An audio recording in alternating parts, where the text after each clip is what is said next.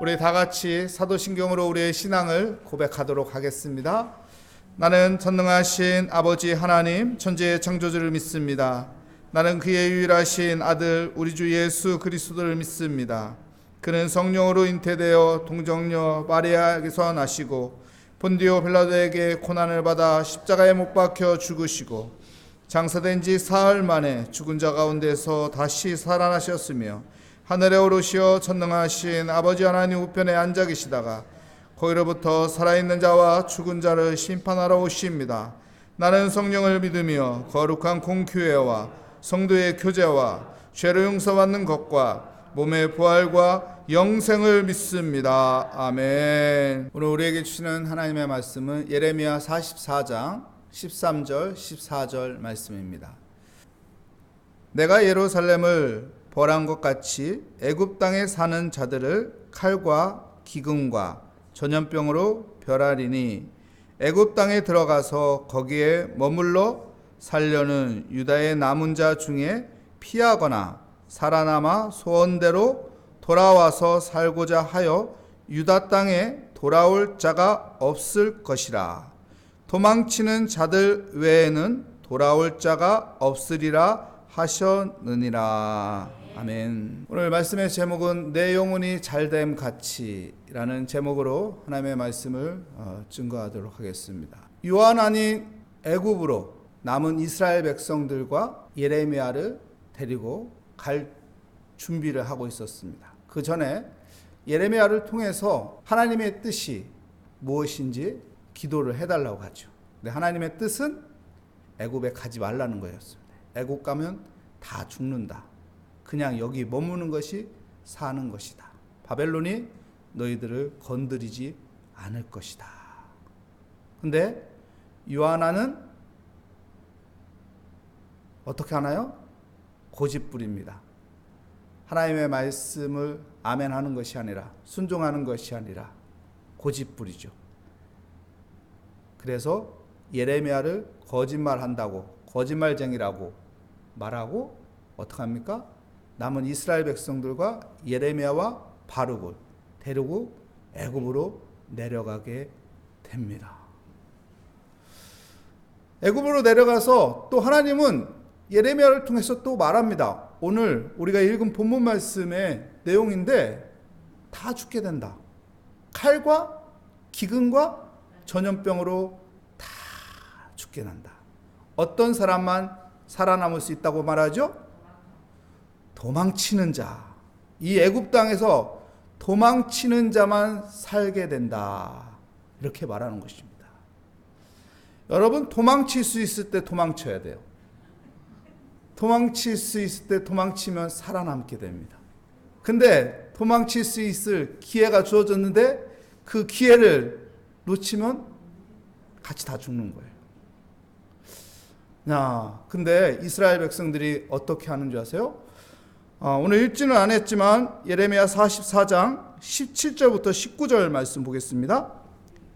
우리 입에서 낸 모든 말을 반드시 실행하여 우리가 본래 하던 것 곧 우리와 우리 선조와 우리 왕들과 우리 고관들이 유다 성읍들과 예루살렘 거리에서 하던 대로 하늘의 여왕에게 분향하고 그 앞에 전제를 드리리라. 그때는 우리가 먹을 것이 풍부하며 복을 받고 재난을 당하지 아니하였더니 우리가 하늘의 여왕에게 분향하고 그 앞에 전제 드리던 것을 패한 후부터는 모든 것이 궁핍하고 칼과 기근의 멸망을 당하였느니라 하며 여인들이 이르되 우리가 하늘의 여왕에게 분향하고 그 땅에 전제를 드릴 때 어찌 우리 남편의 허락이 없이 그의 형상과 같은 과자를 만들어 놓고 전제를 드렸느냐 하는지라. 이스라엘 백성들이 어떻게 말하고 있죠? 하늘의 여왕에게 우리는 전제를 드린다. 예루살렘에 있을 때도 우리는 이런 일을 했었다. 근데 이 애굽 땅에 와서 하늘의 여왕에게 전제를 드린다는 거예요. 하늘의 여왕은 누구를 말하는 걸까요, 여러분? 나일강의 여신을 말하는 거예요. 나일강의 여신이라는 책도 나와 있습니다. 나일강의 여신을 섬기겠다는 거예요. 잘못된 이방신이거든요. 예루살렘에 있을 때도 이방신을 섬겨서 하나님의 마음을 아프게 했는데, 그때 섬겼을 때 뭐가 문제였었냐 이렇게 말하는 것이죠. 그리고 이 애굽 땅에 와서 살면서 이 나일강의 여신을 섬기니까, 여러분, 나일강을 중심으로 이 이집트가 풍요로운 땅입니다. 기름진 땅입니다. 그리고 풍부한 곡식을 얻게 되는 땅이죠. 그러니까 어떻게 해요? 이 사람들이 여기 애굽에 내려왔더니 먹을 것도 많네, 마실 것도 많네, 편안하네, 뭐 문제가 있다고 우리 보고 빨리 도망가라고 하나? 여기서 배 두들기고 편하게 살면 되지. 무슨 소리 하는 거냐? 말하는 것입니다. 여러분, 이 나일강의 여신을 이집트는 섬겼어요. 바로 왕이 파라오잖아요. 파라오. 그 코브라 모양의 형상을 만든 그 왕관을 쓰고 있는 이 파라오.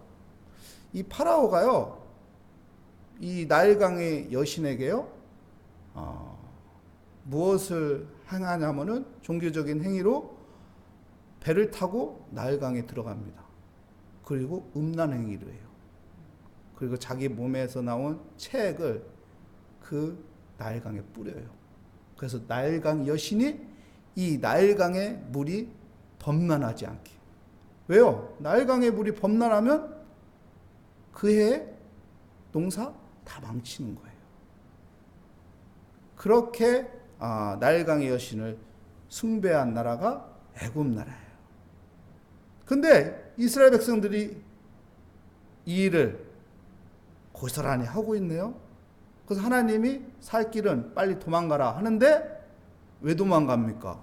이 여신 섬기니까 밥도 나오고 쌀도 나오고 누울 자리도 있고 좋은데 뭔 소리입니까? 하고 가만히 있는 것입니다. 여기서 우리의 인간의 잘못된 모습을 성경은 이야기하고 있습니다. 예레미야 44장에서 우리에게 가르쳐주고자 하는 것은 무엇이냐면은, 우리가 먼저 가져야 할 것은 육신의 만족감이 아니라는 거예요. 육신의 만족감을 갖지 말고, 왜 하나님은 도망가라고 하나요? 영적인 것을 붙잡으라는 거예요. 성경은 우리에게요, 영적인 것을 붙잡으라고 합니다. 육적인 것은 썩어지고 멸망의 길이요, 영적인 것은 영원한 것이요, 우리에게 생명을 주는 거다. 그래서 영적인 것을 붙잡으라고 합니다. 하늘의 것을 붙잡으라고 합니다. 하늘의 것을 붙잡지 못하고 육적인 것을 붙잡으면은, 그때는 좋은 것 같지만은 나중에는 다 망하게 된다는 거예요. 칼과 기근과 전염병으로 다 죽게 된다는 것을 우리에게 가르쳐주고 있습니다. 그런데 사람들은 눈앞에 있는 먹고 마시고 눕고 편한 것만 생각하죠. 앞으로 있을 하나님의 진노나 재앙은 생각하지 않고 있는 것입니다. 여러분, 이방신의 특징은요, 육신에 초점을 두고 있습니다. 육신에 초점을 둬서 육신이 잘 되는 거예요. 우리의 몸이 잘 되는 거예요. 육적인 부분이 형통한 거예요. 이게 이방인들의 특징입니다. 하나님이 제일 싫어하는 게 몰락 제사잖아요. 우리가 몰락 제사를 보면은요, 이게 인신 제사잖아요. 인신 제사라고 해서 우리는 그냥 어린아이를 바치는 그 잔인한 제사법이다 이렇게만 생각하는데요, 이게 음란 제사입니다. 음란 제사. 여러분, 남자가 둘이 사랑해서 아이를 가졌는데 그 아이가 태어났어. 그 아이 바치기가 쉽나요? 바치기 쉽다고요? 어느 누가 바치고 싶겠어요? 그러면 이 제사를 드리기 위해 어떻게 아이들을 만들까요, 여러분? 이방인들이 제사 드리는데 여사제들이 있어요. 여사제들을 강간하는 거예요. 강간해서 임신하게 하고 그 임신한 아이 어떻게 해요? 아빠 찾아줘요? 여사제가 키워요? 이것도 안 되고 저것도 안 돼요. 그거를 바치는 거예요. 지저분한 제사법이에요. 잔인한 제사법이에요. 이방인들의 제사가 왜 이런 제사를 드리고 있습니다. 그러면서 바라는 건 뭐예요? 육신에 잘 되는 거예요. 육신의 풍요로움입니다. 육신의 형통함입니다. 여러분, 하나님의 원리하고 이방인들의 원리는 다른 것입니다. 이방인들의 기준은 인간의 육신의 형통함이 우선이에요. 하나님의 기준은 인간의 육신의 형통함이 아닙니다. 영적인 형통함입니다. 내 배를 불리는 게 아니에요. 먹을 것이 풍요로운 게 아니에요. 육신이 고난이 있어도, 힘든 것이 있어도, 아픔이 있어도 영적인 것을 먼저 잡으라는 거예요. 그래서 내 영혼이 잘된 같이 내 육이 잘 되기를 원하는 거예요. 그러니까 영혼을 붙잡으라는 것이죠. 영혼을 팔면서까지 육신의 풍요를 찾지 말라는 거예요. 영혼을 팔면서까지 육신의 풍성한 삶을 추구하지 말라는 거예요. 애굽 이 나일강의 여신을 섬기는 건 자기의 영혼을 파는 거예요. 영혼을 팔고 자기의 육신의 풍요로움과 육신의 행복을 추구하는 겁니다. 근데 하나님은 너희들의 영혼을 팔지 마라. 왜 너희들의 영혼을 팔면서 육신의 행복을 찾느냐? 육신의 만족을 받느냐? 육신의 풍요를 찾느냐? 그걸 빨리 도망쳐라. 도망치고 영적인 것을 잡아라. 지금은 힘들지라도, 지금은 고통이 있을지라도, 지금은 어려울지라도 네 영혼이 잘 되면 네 육도 나중에 잘 되고 잘 풀릴 것이라는 거죠. 요셉이 그랬잖아요. 보디발의 아내가 어땠나요? 요셉을 유혹합니다. 성적인 유혹을 하고 있어요. 그때 요셉이 한 건 뭐예요? 도망치는 거예요. 도망치니까 어떻게 돼요? 도망치니까 고통이 있지요. 감옥에 들어가는 고통, 어려움이 있지요. 하지만 그 또한 잠시예요. 그 또한 지나가요. 하나님께서는 그의 영혼이 잘된 같이 그의 육을 풀어줍니다. 그의 육을 형통하게 합니다. 그의 육을 잘되게 해줍니다. 여러분, 하나님의 원리를 붙잡으시기 바랍니다. 내 영혼이 잘된 같이 내 육이 잘되는 삶이 되십시오. 이방인들과 같이 내 영혼을 팔면서까지 내 육이 잘되기를, 내 육이 풍성한 삶을 누리기를, 내 육이 더 많은 것을 가지면서 풍요를 누리려는 그런 어리석은 행동을 하는 것이 아니라, 하나님, 내 영혼이 잘되기 원합니다. 내 영혼이 잘되기 위해 하나님을 예배합니다. 내 영혼을 잘되기 위해서 내가 하나님의 말씀대로 살고자 합니다. 내 영혼이 잘되기 위해서 내가 하나님 앞에 기도합니다. 이런 믿음의 삶을 살아갈 때 하나님께서 우리와 함께 하시고 우리에게 은혜 주시고 우리에게 하나님께서 또한 내 영혼이 잘된 같이 내 육이 잘되는 하나님의 인도하심이 함께하여 주실 것입니다. 그 복된 삶을 누리는 우리 모래학교의 성도님들이 되시기를 축복합니다.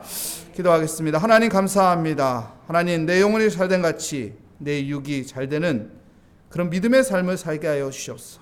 이방인들처럼 육신의 초점을 가지고 하나님, 잘못된 신앙의 기준을 가지고 살아가지 않도록 우리는 거기에서 빨리 도망쳐 내 영혼이 잘되는 곳을 향해서 달려가는 믿음의 사람이 되게 하여 주시옵소서. 그래서 내 영혼이 잘된 같이 내 육이 하나님의 은혜 가운데 잘되는 복된 삶을 살게 하여 주시옵소서. 주께 감사드리며 예수 그리스도의 이름으로 기도합니다. 아멘.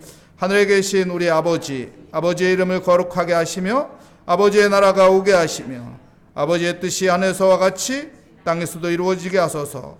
오늘 우리에게 일용할 양식을 주시고 우리가 우리에게 잘못한 사람을 용서하여 준 것 같이 우리 죄를 용서하여 주시고 우리 시험에 빠지지 않게 하시고 악에서 구하소서.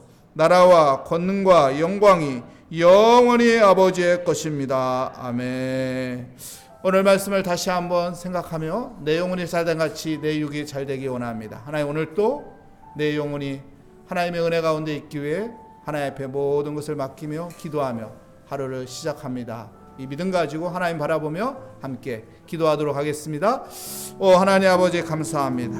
오늘 또 믿음으로 새벽을 깨우며 하나님 주님 은혜로 살기 위해 하나님 오늘 또 기도의 자리에 찾아왔습니다. 내 영혼이 잘되는 삶이 되게 하여 주시옵소서.